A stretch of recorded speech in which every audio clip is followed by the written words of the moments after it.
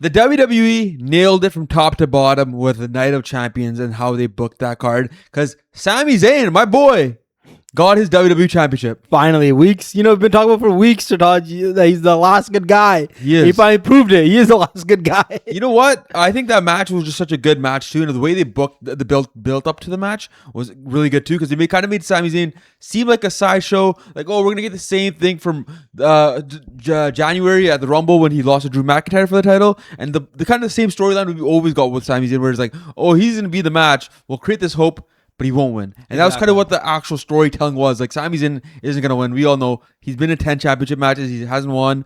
And he's not going to do it. It's going to be one of Gunther or Cody Rhodes. And I think most wrestling fans thought it was going to be Cody Rhodes most likely winning, because the way Cody Rhodes gets booked usually is him winning. But Sami Zayn winning was such an unreal moment. And I think WWE finally took a shot and did something right for once.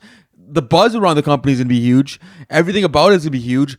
I think the buzz leading up to SummerSlam, we don't know what the hell's going to happen, but I think we're all excited about it at least. I like the fact that it wasn't like, it was just a surprise finish, like the roll-up pin, right? Yeah. He reverses the crossroads and he just pins him. And even when it happened, I didn't think, I was like shocked at the moment when he got 3. I was like, oh, maybe Cody botched it or something. Yeah. But like, it was just such a surprising moment. It didn't make anybody look weak. That's what I think it is. It was such a well done match all around, because like the three of them going after each other, even the table spots before, and then going in the ring and Gunther trying to beat up both of them. But Gunther, the story with him is like, I'm not gonna pin Sami. I'm gonna kick his ass, get him out of the match. I'm going after Cody Rhodes. I want to beat the actual champ as a wrestling traditionalist, and that was such a great part of the story that they told in this match. I mean, home run of a match, home run of a main event, one of the best matches of the year, I feel like. For WWE. I agree. Like, it's probably one of the better Cody Rhodes booked matches in the last 3 years, I'd say.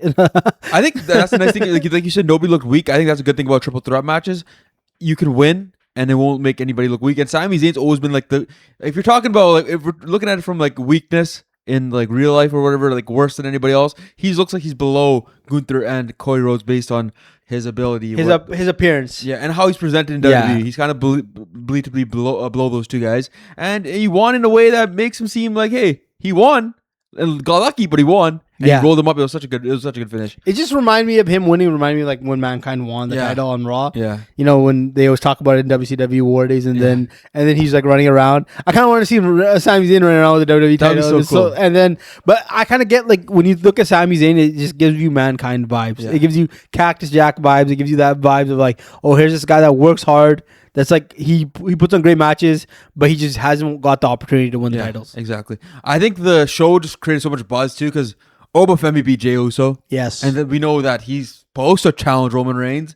And I mean, once again, another match that was pretty well built if you think about it, because I think a lot of people thought Jey Uso wasn't actually going to be the one to win this match. And they kind of made it seem like Jey Uso was going to win, because the way they were making him talk, the way they were making him act, even the way this match worked out.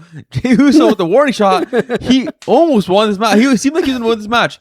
Even the Brock Lesnar part where Oba Femi kept cutting promos on Brock Lesnar. I feel like Brock Lesnar will play a role down the line.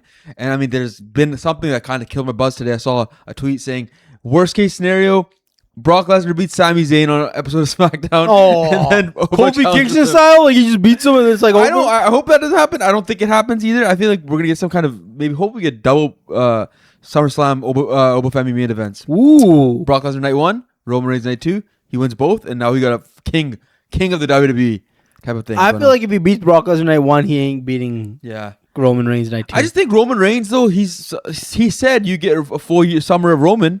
But the thing is, like, summer's almost over at SummerSlam. SummerSlam is going to be the last pay-per-view outside of Money in the Bank. But, like, I don't think he's going to be at Money in the Bank either. I think he'll be at SummerSlam. And I feel like if he's at SummerSlam, he might just lose. And the way things are stacking up against him a little bit here, Solo Sikoa kind of saying he's turning his back on him. LA Knight's against him. There's going to be so many other people who are going to hope he loses. And I feel like Seth Rollins, at some point, he's going to get into the fold at some point. He's not going to be the guy that wrestles Roman Reigns at SummerSlam. So, we have a chance. I don't mind also seeing Oba Femi beating Sami Zayn, because like it's a perfect chance for him. Like, it seems it's out of character for Oba Femi to be like, oh, Sami Zayn won and Roman Reigns won. I gotta pick the two. I'm gonna pick the weaker of the two. No, he's not gonna. He's not gonna do that. He's gonna pick Roman Reigns, right? And I kind of feel like this is perfect for Sami Zayn to how the title is now. He could revisit his ghost, like Seth Rollins. Yeah. we can still have. I mean, we can even see him like. I hope we don't get Cody Rhodes versus Sami Zayn right away. I hope Randy Orton shows up. Shout out to the shirt, Randy Orton. Hope he shows up. We get this like match between them. Maybe they do SmackDown. Cody Rhodes versus Sami Zayn, and Randy Orton interferes and starts to build to SummerSlam, which I think everybody would want to see now. And Sami Zayn gets to wrestle somebody like maybe CM Punk. Yeah, he's supposed to come back at some point. That would be like the most obvious next opponent for him, and he might win. Who knows? I feel like there's so many options here for Sami Zayn. It's kind of fresh now. Where Cody Rhodes, we've seen him wrestle everybody. We don't need him with the title anymore. No, we don't. Just give it to me if you want to give it to him during WrestleMania season. Sure, I get that you want to have some stupid shit going on. Let everybody else hold the title during the offseason. I think you said it best. The only time he should probably get the title back is if he goes heel. That's the only time he should get the title back because it's a different character. Maybe we get Sami Zayn dropping the belt to CM Punk, and then next year at the Rumble, Cody Rhodes wins, or Elimination Chamber, Cody Rhodes wins, decides to challenge CM Punk, turns heel. That'd be a great moment. Cool. I think the rest of the show is really good too. Seth Rollins versus Braun Breaker. The finish, I guess, was hit or miss, but I feel like you still want to keep Seth Rollins strong. You don't want him to lose into like a rivalry-defining match, right? This is like the end of the rivalry right here. You're not going to have the top guy lose to the guy who's up and coming, because the up and coming guy will have a lot more chances to build himself up. It's like a journey for wrestlers. You're not gonna just put him over in the middle of nowhere. Like Braun Breaker's already at that spot where he's kind of going through something and he's gonna have to figure it out. I feel like the vision should be dead by now. I feel like next on Monday Night Raw, Braun Breaker spears both Logan Paul and Logan Paul with your tricep too. Yeah, who cares? Murder them both. Send a message like, I'm on my own now. Yeah, he needs to go solo with Paul Heyman only. Nobody else. No vision. He doesn't need anything. If he has one person, I'll take Brunson Reed and that's it. Yeah. Because those two together, it's a good team. Ron, it's a good team. I know. But I kind of feel like he should be the leader and Bronson Reed should be his like attack dog.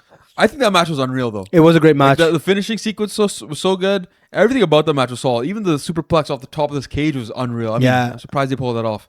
Great. That was probably the match of the night in my opinion. That was the triple threat match. I think the triple threat match. I think triple threat match's finish has elevated it way more, and Sami Zayn was huge. The other three matches weren't bad. No. Iyo Sky beating Liv Morgan. Danhausen with the curse. Yeah. I like that storytelling right there where it's like, okay, we don't want our champ to lose like straight up cleanly. We'll say the curse is the reason why she lost. Yes. And then Iyo Sky calling a shot right after the match was also smart. I kind of feel like the other two matches, Trick Williams and Tiffany Stratton, you could have just picked one and it would have been fine. Right. Rather than having both. Cause I mean, then people complain about not having enough matches on the show. But like both those matches were like 10 minutes and 7 minutes. I think both happened back to back or right around the same time. We're probably going to spread them out a little bit because the hype wasn't there for either of them like there was for the rest of the matches.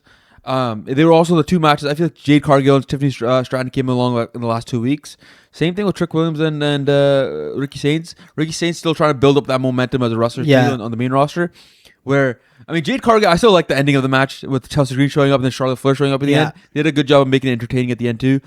I think Trick Williams and Ricky Sainz were probably my least favorite match of the night. I kind of feel like Trick Williams as U.S. champion is kind of getting stale. Right. I mean, the thing is, it doesn't defend the belt enough. That's what I mean. Like, it's just like, it just doesn't seem like he has any rivalry. He comes on every SmackDown every week. It's just like him in between Melo and Ricky Sainz, who seems like Ricky Sainz and Melo have a better rivalry than he does than with anybody else. I think this is another one of those cases where we got a hot wrestler who wins the title and then they cool off when they want to win the title. It happens so often with the WWE. They'll give them the rest of the moment, like Dominic Mysterio, he'll get a moment of winning the title, and then we won't see a title defense, or it just kind of dies down for that wrestler for so long. I think we're going to get a triple threat match at SummerSlam between Carmelo Hayes and Ricky Sainz and Trick Williams. I think it should be a fatal four-way. Throw Ilya Dragunov in there. Let's just get cooking. Ilya Dragunov got thrown to the side like he's nobody. You said they call him a mid-carder. Might as well give him the best mid-card, one of the best mid-card titles. I think that's every match on the card. Yes, it is. I think it was a solid card all around. I mean, there were even the worst matches, like Trick Williams versus Ricky Sainz wasn't too bad. They had some great moments with Lil Yachty. The best matches had probably one of the best moments of the year with Sami Zayn winning. But that does it for this video. Let us know what you thought about Night of Champions in the comment section below. Like, subscribe. We'll see you in the next one.